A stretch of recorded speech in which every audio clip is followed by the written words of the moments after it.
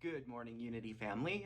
This is James, and today I am going to be talking about spiritual economics. I'm going to be talking about the subject of spiritual economics, but I am using a book by Eric Butterworth, who is a Unity minister. This book is called Spiritual Economics, and I'm pulling from this book, and I am also pulling from other books that I've read and information that I have gotten over the years. Mainly we're going to be talking about the subject of spiritual economics, and some of the information will be taken from this book. I had to read this book for a class, so it just seemed appropriate to use this as a catalyst for one of my talks. So that's what we'll be talking about today. I really want to get started with a really workable definition of spiritual economics. Like, what do I mean when I'm talking about spiritual economics? Because they seem like two very separate subjects. You have spirituality and then you have economics, and a lot of times they're not really pulled together. So I want to start with a really good definition of spiritual economics. In The Revealing Word, Charles Fillmore describes spirituality as the consciousness that relates man directly to his Father God. It is quickened and grows through prayer and other forms of religious thought and worship. Economics is described as the branch of knowledge concerned with production, consumption, and transfer of wealth. So a good working definition for spiritual economics is the cultivation of knowledge about production, consumption, and wealth that is intrinsically connected to our connection with God or the Father, or that's what Fillmore said, and each other as well, because the Spirit is what interconnects each of us together. And so that's the working definition that I want to use. And anytime I hear someone use the word spiritual, I also always go back to the fruit of the Spirit. Jesus told us that we will know them by their fruit. And so for me, when I'm reading a book or I hear somebody talking about spirituality, I pay very close attention to what is it producing, what's being created from the teaching or from the action. So the spiritual fruit are love, joy, peace, patience, kindness, gentleness, faithfulness, goodness, and self-control. I did those out of order, but that's kind of just what I'm talking about, is that these are the fruit that we really want to look for when we're talking about a spiritual practice or a book or information or a teaching. If it's not producing those things, you may want to take a step back and evaluate whether or not it's beneficial to you. And so I would say that it is an economics that also produces those qualities. In terms of the book Spiritual Economics, he goes into a lot of different topics. Primarily, when he starts out, he's talking about God as infinite source, and that since we are connected to infinite source, it is our natural state to be manifesting abundance, which there's a lot of teachings out there about abundance and prosperity, and I'm actually not going to focus a lot of this talk on those things just because there's already a ton of information out there.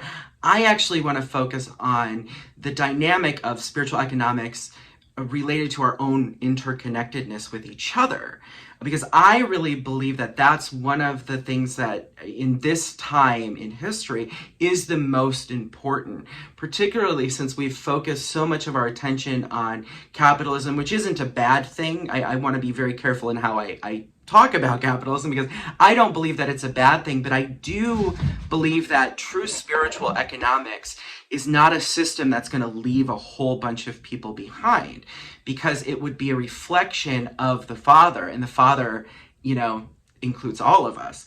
And he talks about the utilization of things like visualization, faith, gratitude, those types of things, to work as a catalyst for us to connect to the divine flow.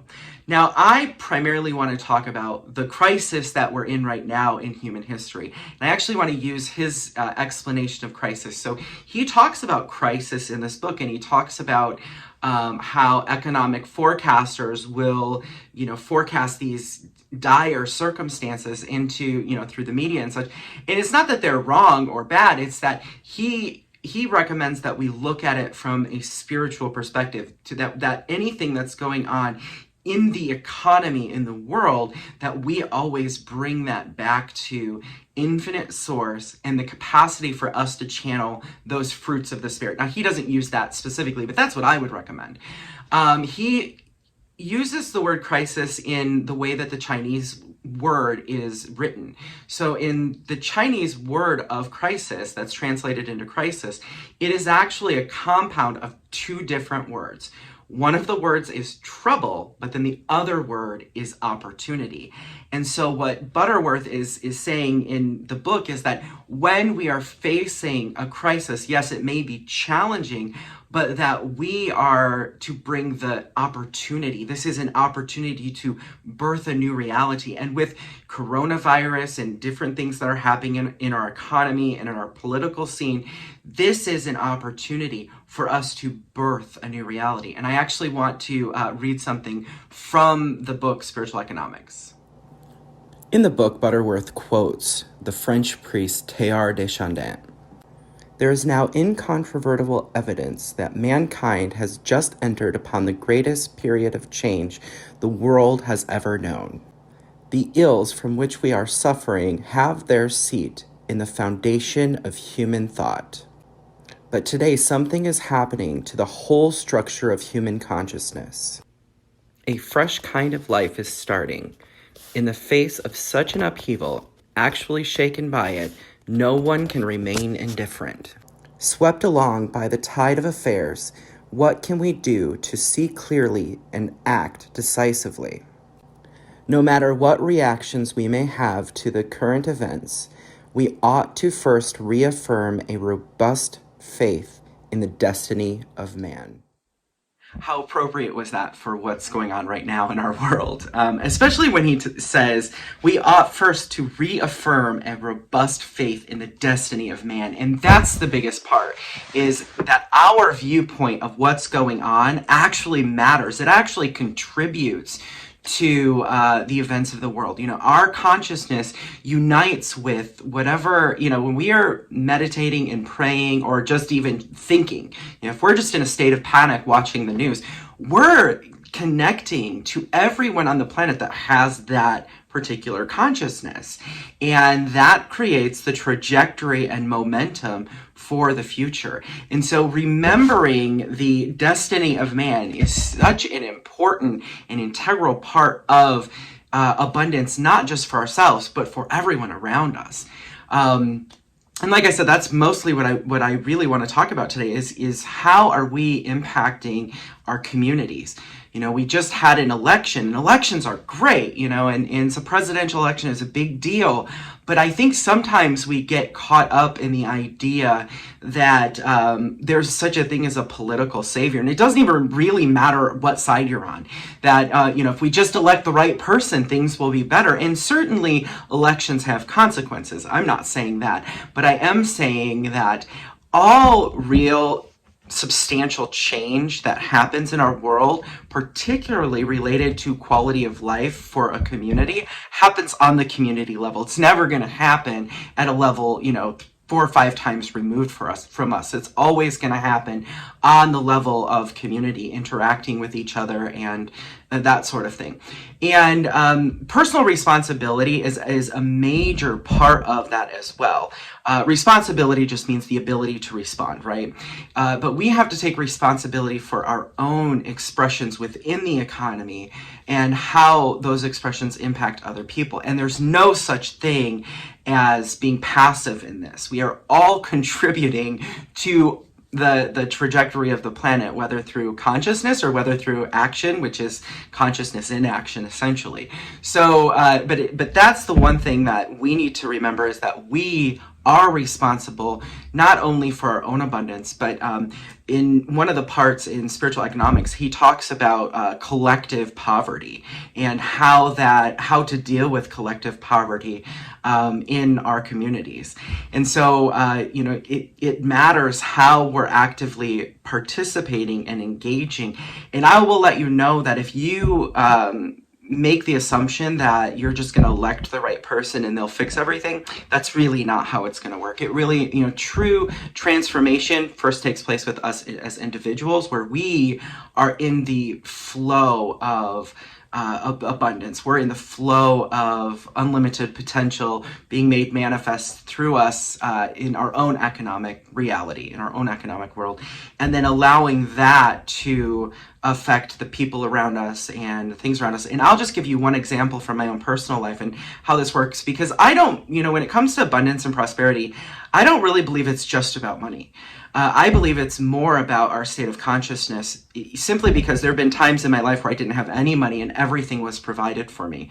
There's a quote by Emmett Fox that I use a lot, and he talks about abundance and prosperity, and he says that abundance and prosperity is not how much we can collect. True abundance and prosperity is how quickly and accurately our prayers are answered. So go back 15 years, I was in a Bible school and I got kicked out. I know some of you have heard this story, but I'm telling it again. I was kicked out, and I was kicked out of my home. I was kicked out of my job. I had lost everything. And I was sitting at a coffee shop, and I felt that inner ding, that intuition, tell me to go speak to somebody in the coffee shop. And so I went over and I just sat down, and thankfully he started the conversation. And, eventually we got to the point where he mentioned that he moved to Kansas City, which is where I lived. He moved to Kansas City to go to Bible school, but he got kicked out for being gay. And that was one of the reasons why I was kicked out of Bible school. And so I told him the story. And then he said, well, I have a 4-bedroom house and it's just me. Why don't you come live with me until you get back on your feet? And that's just a demonstration of, how God can work in our lives, because, it was almost the same reason that we both experienced this challenge in our life, and God put him in the absolute right spot so that we could have this conversation. So listening to our inner ding is what my teacher called it, the Holy Spirit intuition, you can call it whatever. Sue talked about it last week, so if you haven't heard her Sunday message from last week, go back and listen to it, because she talks about it as well. But listening, real prosperity, real abundance, and the expression of real abundance comes through our ability to listen to our inner ding, to be connected to that infinite flow of life. Charles Fillmore said, "It is a sin to be poor." In the Revealing Word, he defines what he means by sin. Missing the mark, that is, falling short of the divine perfection. Sin is man's failure to express the attributes of being, life, love, intelligence, wisdom, and the other God qualities. Yeah. I really like his definition of sin. Sin in the Greek, the word that's always translated as sin is hamartia, which is an archery term. So what he was saying is, just based off of the Greek word, it meant to, pull the arrow back and let go and miss the mark. That's all that it means. And I would actually go a step further than Fillmore and not just talk about personal individual poverty, but poverty within our communities and huge economic disparities is also a sin. It is not a reflection of, the divine perfection that is God in true abundance, in true, manifestation. And so I would also call that sin as well. Now, Butterworth talks about this in the book when he talks about the omnipresence and omniactivity of God. People must not only engage in the practice of the presence of God, but they must also know that the kingdom of God, which is at hand, is a realm of substance that is omnipresent and omniactive. Religion must ultimately help all people to get into the creative flow of healing life, guiding intelligence, and limitless supportive substance. Omniactive. There are words that I have never heard until I got to Unity, and that is one of them, omniactive.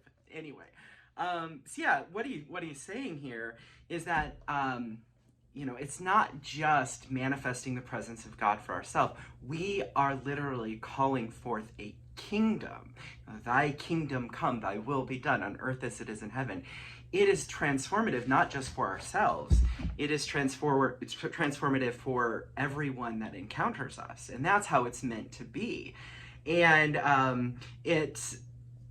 in America, we have this idea of independence, that, like rugged independence, where each individual is supposed to make it all by themselves, which there is definitely, you have to take personal responsibility to access the Christ within and to, begin to manifest, true abundance. However, we are also a community. We're meant to be that way. It is, it's normal for us to be that way. And this idea of rugged individualism has like really separated us a lot. And that's why I said I don't believe that capitalism is evil or bad, but that we lack some compassion when it comes to capitalism. I have a friend that's from Scotland, and she tells me the story of when she came to the United States, and she tells this to all of her friends, and it's very, very funny, because when she came here and she visited some of her friends in the United States, she was shocked to find that we all have lawnmowers.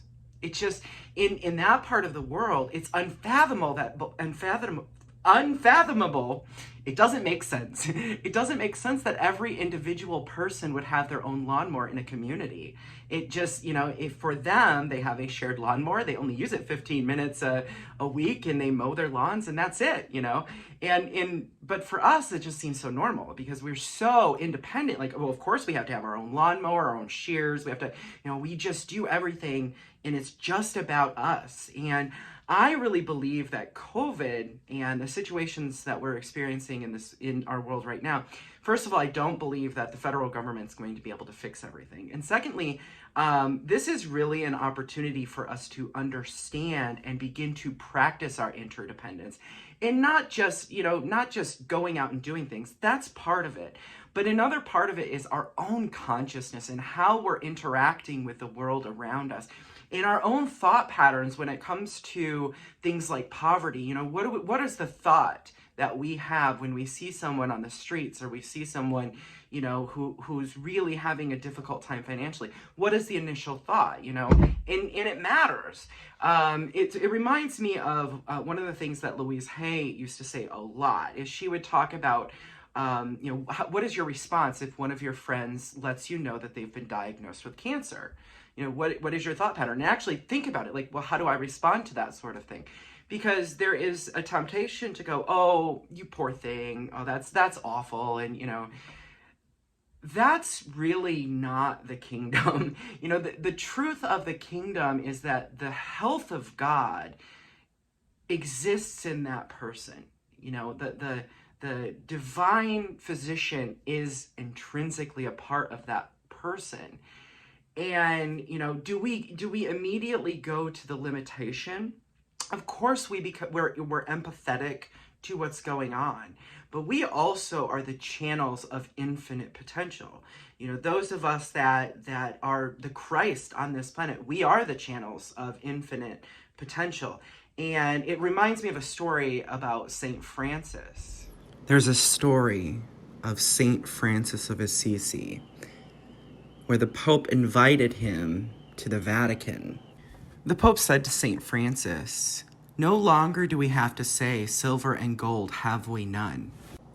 And St. Francis responded with, "And no longer can we say, 'Rise up and walk.'" That stings a little bit when I tell that story. I've been telling that story for over 20 years now. When I was still in the evangelical community, I read that story in a book, and I was like, oh my goodness, can we say that? Can we say rise up and walk? And, sometimes I read about the New Thought back in the late 1800s, early 1900s, and it's just, it blows my mind how they talk about healing sometimes, because almost all prominent New Thought teachers talk about the need for elevation of consciousness. But they also talk about how simple it is for us to heal other people. I mean, I'm not sure if you've ever read like Phineas Quimby, or if you ever even heard of him, or just some of the other teachers. When they talk about physical healing of other people and doing treatments for other people, a lot of them will talk about how simple it is for them to manifest healing in another person's body. The more difficult part is actually to get them to a place where their consciousness is in alignment with the healing so that they can maintain it. And how often are we able to say rise up and walk in modern times? And I think, I believe that St. Francis, that particular story is a good parable for our time. We live in the wealthiest country in the world, and we also live in the country with the most disparity. We have uh, well, the Western country with the most economic disparity. There are some other countries that have it, a little bit worse, but they're more impoverished countries. We're the one that we have the most wealth, and we also have the biggest gaps, is what I'm saying here. And I don't really believe that pointing the finger is the right thing to do when it comes to that sort of thing. A lot of times people want to blame rich people and say, well, if they just didn't hold all this money, they will, this wouldn't be happening. But the reality of it is that spiritual economics and abundance is about consciousness. It's about having the level of consciousness to be the container of, to be the vessel of abundance. And, I really believe that if we were to take all the money in the world and we were to just divide it up equally among all of the people, you give it a couple of years, and all the people who are wealthy now will be wealthy again, and all the people who are poor now will be poor again, because unless there is a specific change and shift in consciousness, there really is not a way to maintain economic equanimity. So yeah, and I think that that's the one thing on an individual level, focusing on how we see the person next to us, how we see our neighbors, how we interact with the world around us, how we speak to other people. Are we speaking from a place of limitation? Are we just talking about the news and how awful one part is and how wonderful it is when our person wins, or whatever, whatever that means? Or are we truly speaking from a place of understanding that we are the conduits of God on the planet, which means that we're the conduits of abundance and prosperity and kindness and faithfulness and goodness and all of those things? That's our responsibility as individuals on the planet if we are to practice spiritual economics. And one of the people that I really have followed in my life and I really appreciate is Gandhi. Gandhi talks about how there is a need for not just knowledge, but we also have to have wisdom. He calls it something else and I don't remember, but I'll look it up and I'll make a video. Mahatma Gandhi was an Indian attorney, political, and social justice activist that practiced nonviolent resistance. While he did practice poverty as a demonstration of inequality, he did not practice lack. In fact, the Indian political activist and poet Sarojini Naidu said, "It cost a lot of money to keep this man in poverty."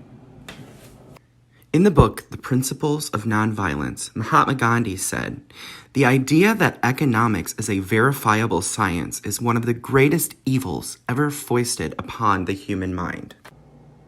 Gandhi was not saying that the study of economics is evil. He was saying that the use of economics as a science for personal aggrandizement, separate from an understanding of how that personal enrichment affects other people, is evil.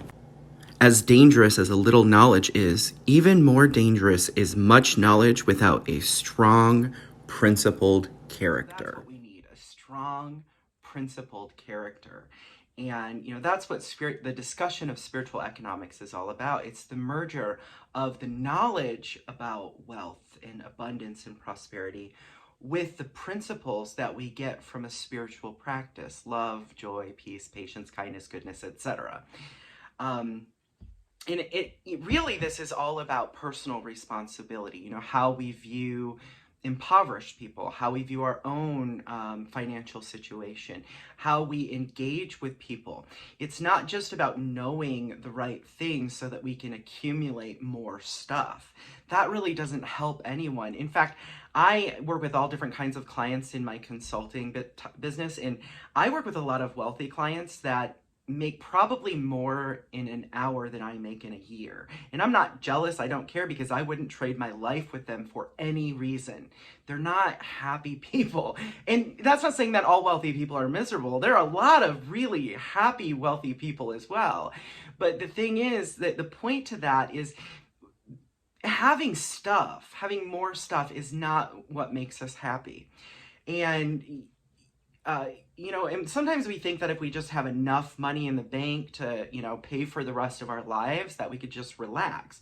But what spiritual economics teaches us is that we can relax now, that we are supported and by a power greater than ourselves. Although I used that in one of my class, I said a power greater than ourselves because Louise Hay used that all the time. I guess that's not a very unity thing to say. The power is us, and it's not greater. But I mean, I'm probably not going to give that up. But yeah, that we're supported, unconditionally by a power that always says yes. And that's really what, God is and the universe is it is our ability to walk out free will in a dynamic way and take responsibility for all of the circumstances that we run into. Louise Hay used to say all the time, God just always says yes, whatever our thinking and feeling patterns are, the universe is constantly responding to those and giving us the equivalent. The universe is mirroring back to us, or the world is mirroring back to us, our thinking, feeling patterns. And yeah, Charles Fillmore talks about a time in the evolutionary process of human history where we're not going to be striving anymore because we'll be in such a dynamic flow with the spirit. We'll just be flowing to the point where we're not going to be struggling and striving. And so yeah, I wanted to mention that. And I also wanted to mention personal vision. In my last two quotes, one of the quotes is actually the vision of a program called the Happiness Project. I'll talk about it then, but cultivating a personal vision, I believe, is so important to our trajectory in life. It even says in the Bible, without vision, the people perish, meaning that without a true vision of what am I trying to accomplish in my personal life, with my communities, and having community visions are phenomenal as well. Being able to have a true and authentic vision about what we want to see made manifest through our lives is so important to being able to accomplishing anything. It doesn't even have to be like it doesn't have to be a checklist. A vision is more the spirit of what we want. What do we want to see for our families? What do we want to see, for our lives? What kind of expression do we want to bring? What are the gifts that we can use? Because community is really about each of us expressing our highest potential for each other. One of the primary topics of the book Spiritual Economics is giving. And not just giving of money, but giving of ourselves. In that when we actively engage in the process of giving, we are in the state of abundance. And he says that if anyone is ever in real poverty, they really don't have, they don't know what they're going to do next. He talks about stopping from that point and then moving into a state of giving.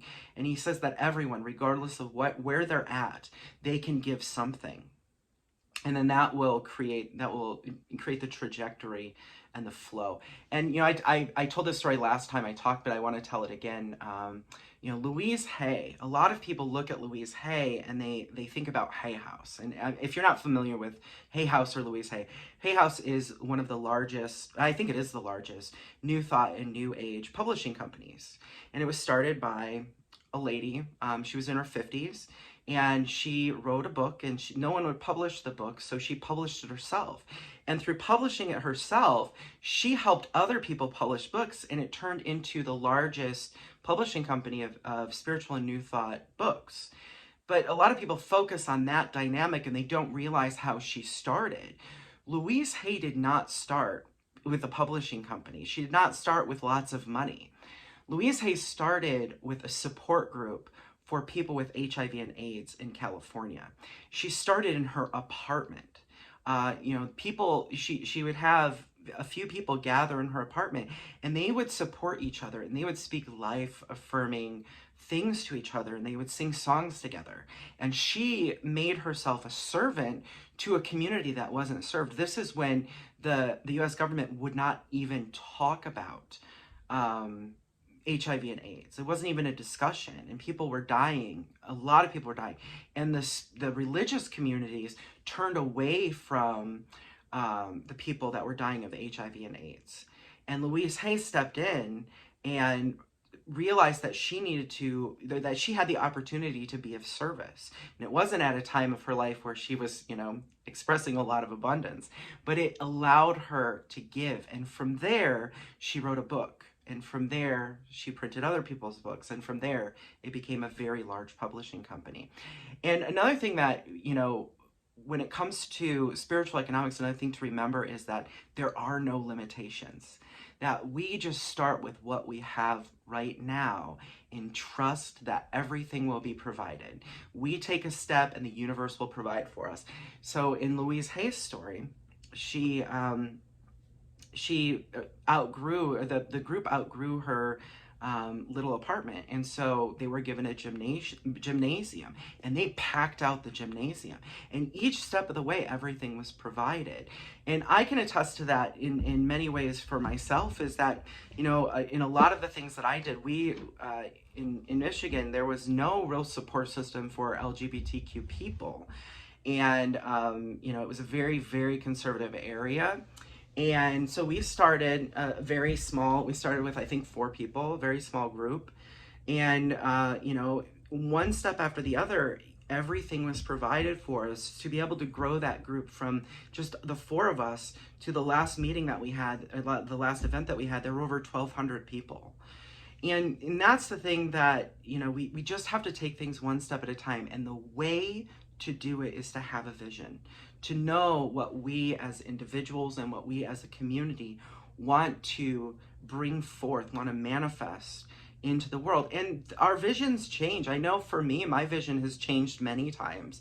My vision in Michigan was far different than my vision now. My vision now is I'm taking the SE classes at Unity, and that's pretty much what I focus most of my attention on, just because that's what I feel my inner guidance is leading me. And so it's going to change, but to have a clear vision of what you want to bring forward in the world is so important. And I'll close with this. The closing of Spiritual Economics ends with a quote by Kanan Farrar, which says, "I am only one, but I am one. I can't do everything, but I can do something. What I can do, I ought to do. And what I ought to do, by the grace of God, I will do." It is important to connect our economics with our spirituality, and our spirituality with our economics. I want to close with a vision statement from the Happiness Project. In 1994, psychologist Robert Holden set up the Happiness Project on the National Health Service in Birmingham, England. Their vision statement says, "It is because the world is full of suffering that your happiness is a gift. It is because the world is full of poverty that your wealth is a gift. It is because the world is so unfriendly that your smile is a gift. It is because the world is so full of war that your peace of mind is a gift. It is because the world is in such despair that your hope and optimism is a gift. It is because the world is so afraid that your love is a gift. You are a gift to the world. Our Unity community is a gift to the world. With everything that's taking place in the world, it is high time for each of us individually and as a community to cultivate a vision on what we want to be to the world. And with that, I say namaste.